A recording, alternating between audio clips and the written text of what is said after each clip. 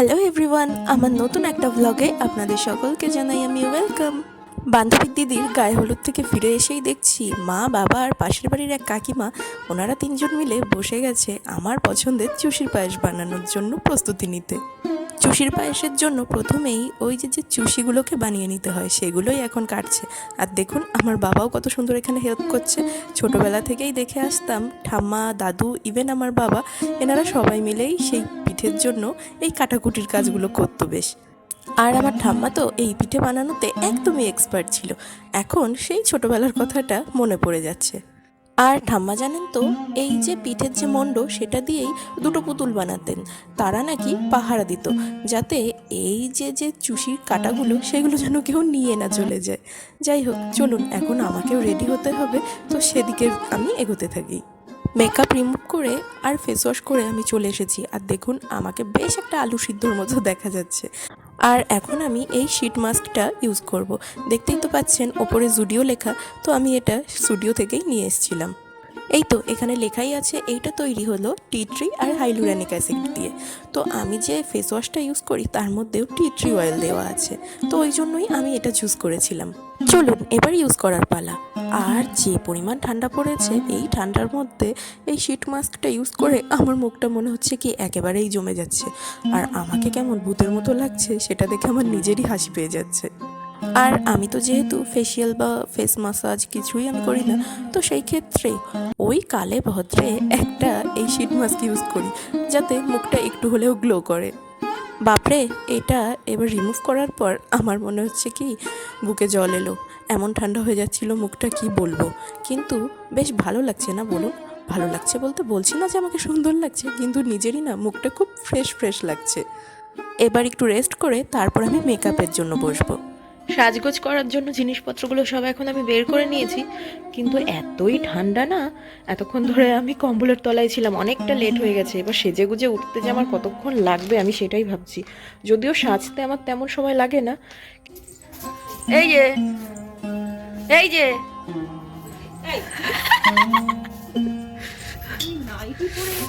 আমি এখন সাজার জন্য বসেছি সবে। আর আমার কাকিমাও চলে এসেছে। কাকিমা বলতে লজ্জা লাগে, নিজেরাই এখন জেঠিমার মতো লাগে তো। বাবা সেজে গুজে মুখ দেখাবে। এই দেখো আমি ফুল নিয়ে এসেছি, এই ফুল দিয়ে খোপা বাঁধবো। কালকে কিনে এনে রেখেছিলাম, আজকে আনলে মনে হয় আরো বেশি দাম নিত, বুঝছো? হ্যাঁ, কাকিমার আমরা দুজন মিলে সাজগোজ শুরু করেছি, কিন্তু কাকিমার হয়তো কিছু একটা সমস্যা হয়েছে, ওটাই ঠিক করছে। আর আমি ভাবছি কখন আমার মা এসে উদয় হবে আর সে এসে আমাকে বলবে আমাকেও সাজিয়ে দে। যাই হোক, আমার সাজটা প্রায় কমপ্লিট। ও কি সুন্দর লাগছে, সুন্দর লাগছে, সুন্দর। দেখো খোপাটা নিজেরা চাকুশিতেই করেছি, যার খোপা বাঁধতে আসার কথা সে আসে। খুব সুন্দর হয়েছে। দেখি শাড়িটা পুরো একটু, বাহ সুন্দর লাগছে। এই তো কাকিমা কই, আসো। এই যে আমার সুন্দরী চলে এসছে। সুন্দরী সাজটা কিন্তু খুব সুন্দর হয়েছে। আসো আসো, তোমাকে দেখাই। আমাকে এই যে চাদর নিয়ে যেতে হবে, চাদরটা কিন্তু সাইডে করে।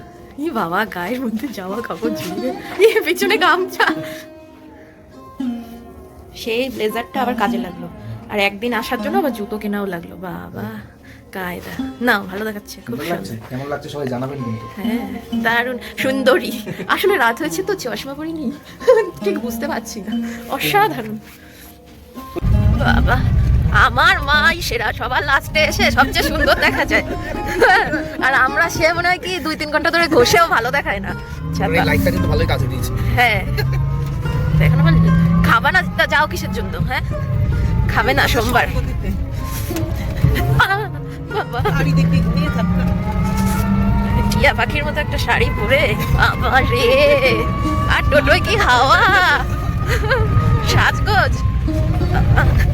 আমার কি পছন্দ হয়েছে, সোনা দিয়ে বাঁধানো আমার শাড়িটা।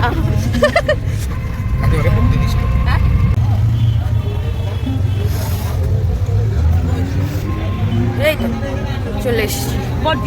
এই দেখ মালদা চাচল লেখা, এই যে এই গাড়িতে এসছে চাচল। যে কোনো নিরামিষ নিতে পারো। আগে আমি যে কোনো মানে নিরামিষ হলে হলো কি যে বাইরে যে খুব মুশকিলে পড়ে যাবে এইটা হ্যাঁ হ্যাঁ এইটা কি পরে থাকবি? চল ওটা খুলে দিবি। সব লিপস্টিকের বাবা ঠিক আছে দেবো চল।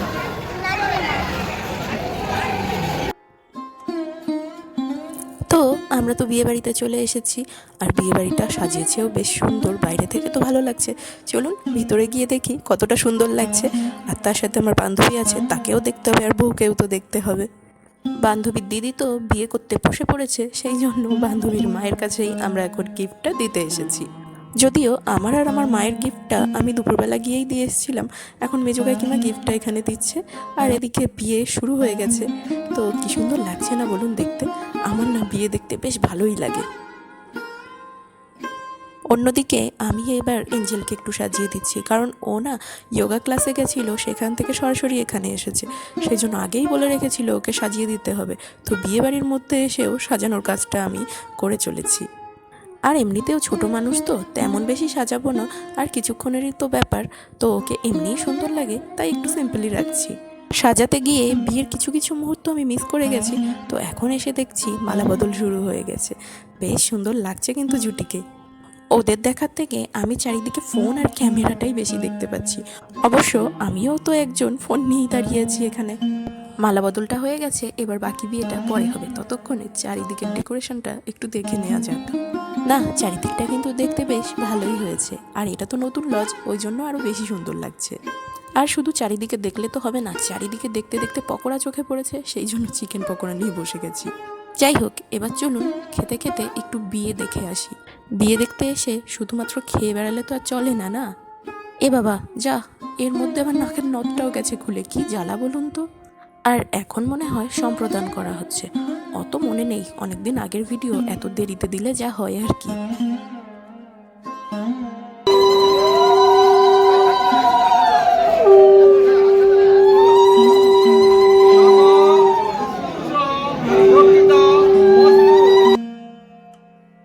এই যে মিডিলম্যান যাকে দেখতে পাচ্ছেন, ইনি হলেন দিদির দেওর। একে নিয়ে যত টানাটানি, ইনিই তো মূল আকর্ষণ। ওরা অন্যদিকে ওদের মতো বিয়ে করছে, আর আমরা একদিকে ফটো সেশনে ব্যস্ত আছি। নিজেরা কয়েকখানা ছবি না তুলে নিলে কি করে হয় বলুন তো। অনেক কষ্টে বান্ধবীর মাকে একটু পেয়েছি, তাও দেখুন যাওয়ার জন্য কি তাড়া, হবেই তো, বিয়ে বাড়ির মধ্যে একটু তাড়াহুড়ো তো থাকেই।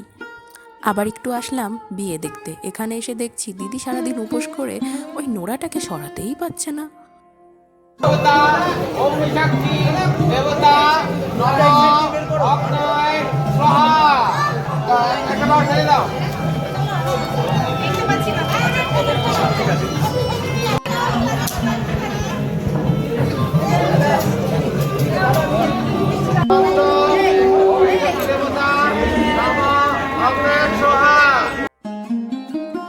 একদিকে বিয়ে হচ্ছে আর অন্যদিকে আমাদের অবস্থা দেখুন, সেই পিএনপিসি গসিপ নিয়েই আমরা ব্যস্ত। পৃথিবী চুলোয় যাক, আমরা আমাদের মতো সেই গল্প দিতেই ব্যস্ত থাকবো। কি পরিমাণ নির্লজ্জ হলে মানুষ এরকম হয় বলুন তো।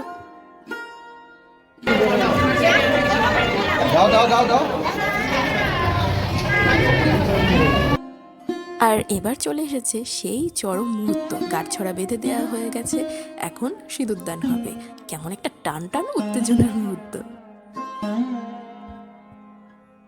আর পেছন থেকে আমরা দুই ফড়িংও উড়ে এসে জুড়ে বসলাম।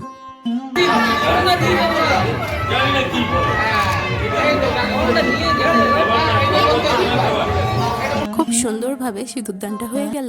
আর এদিকে আমার মা ওই যে পাড়ার কাকিমাদের মতো সিঁদুর পরাতে এসছে। বিয়েটা যে কার সাথে হচ্ছে সেটাই আমি বুঝে উঠতে পারছি না। আর সব জায়গায় গিয়ে আমার নেত্রীসুলভ আচরণ দেখলে আমার নিজেরই রাগ ধরে যায়। বিয়েটা শেষ হয়ে গেল, আর দুজনকে কি কিউট লাগছে বলুন। আর এদিকে তাদেরকে দুজনের দিকে নমস্কার করতে বলা হয়েছে। মনে হচ্ছে দুই দলের নেতা নেত্রী দুজনকে দেখে সম্ভাষণ জানাচ্ছেন। এত ভারী শাড়ি, এত সাজসজ্জা নিয়ে জুতো পরাটা কষ্টকর, তাই এই সুযোগে বোনকে দিয়ে জুতোটা পরিয়ে নিল, বেশ হয়েছে। চলে এসেছি খাওয়া দাওয়া পর্বে। মেনুটা ফিশ ফ্রাইস, এই কি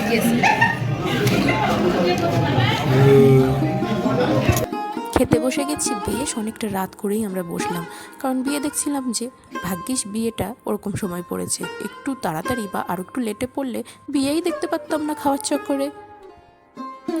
আর খেতে খেতেই আমি শুনছিলাম এদিকে টাকা পয়সা নিয়ে শুরু হয়ে গেছে যুদ্ধ। আমার তো টেবিলে আর বসে থাকতে ইচ্ছে করছিল না যে কখন আমি উঠে গিয়ে এই যুদ্ধ নিজের চোখে দেখব। আসলে ব্যাপারটা হলো, এই তো বর এসেছে মালদা থেকে, আর অনেকক্ষণ আগে তারা বেরিয়ে অনেকক্ষণ আগেই পৌঁছে গেছে। ততক্ষণে আমার বান্ধবী এখানে এসে উপস্থিত হতে পারেনি, তাই গেটও ধরতে পারেনি। এখন সেই টাকা পয়সা নিয়েই ঝামেলাটা চলছে। এখানে ব্যাপারটা জমে উঠেছে, কিন্তু ব্যাপারটা হয়েছে বিনা যুদ্ধে নাহি দেব সুচাগ্র মেদিনী।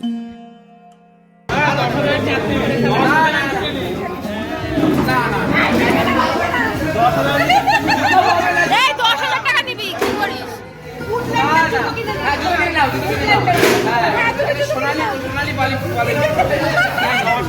এই নিবি না।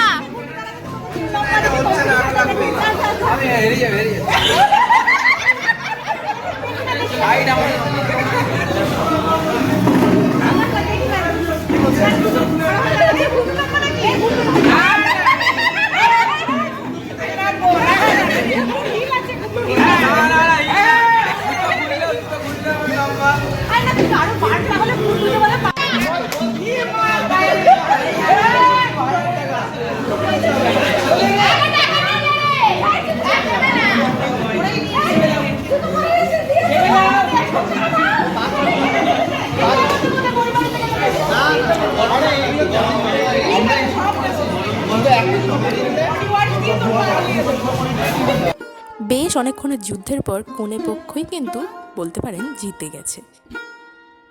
খাওয়ার হলেরই একদিকে টেবিল চেয়ারগুলো তুলে দিয়ে সেখানে বিছানা করা হচ্ছে। যেহেতু ওরা অনেক দূর থেকে এসেছে, তো রাত্রে ওদেরকে এখানেই থাকার ব্যবস্থা করে দেওয়া হচ্ছে।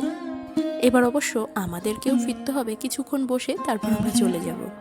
আর আমার নিজের আইসক্রিম খাওয়া দেখে নিজেরই হাসি পাচ্ছে, আপনারা প্লিজ হাসবেন না। এই যে আমার একমাত্র জানের বান্ধবী, তিনিও এখন খাওয়া দাওয়া করতে বসে গেছেন। আর খাবারের মেনুতে কি কি ছিল সেইগুলো আমি একটা শর্টসে দিয়ে দেবো। আর অন্যদিকে বরবউ এখানে বসে গেছে খেতে, ওদেরকে এখন খেতে দিই, আর আমরা এখন বাড়ির দিকে গুটি গুটি পায়ে এগোতে থাকি। ওরা যেহেতু লজে বিয়ে করেছে, তো সেই হেতু ওরা নিজস্ব টোটো এখানটা রেখেছিল, তো সেই টোটোতেই উঠে পড়েছি, এখন যাচ্ছি বাড়ির দিকে। তো ভিডিওটা আমি এখানেই শেষ করছি। আপনাদের যদি ভালো লাগে তাহলে একটা লাইক, কমেন্ট আর সাবস্ক্রাইব করে দেবেন। আর দেখা হবে পরে একটা ভিডিওতে। ততক্ষণের জন্য আপনারা খুব ভালো থাকবেন, সুস্থ থাকবেন। Bye bye.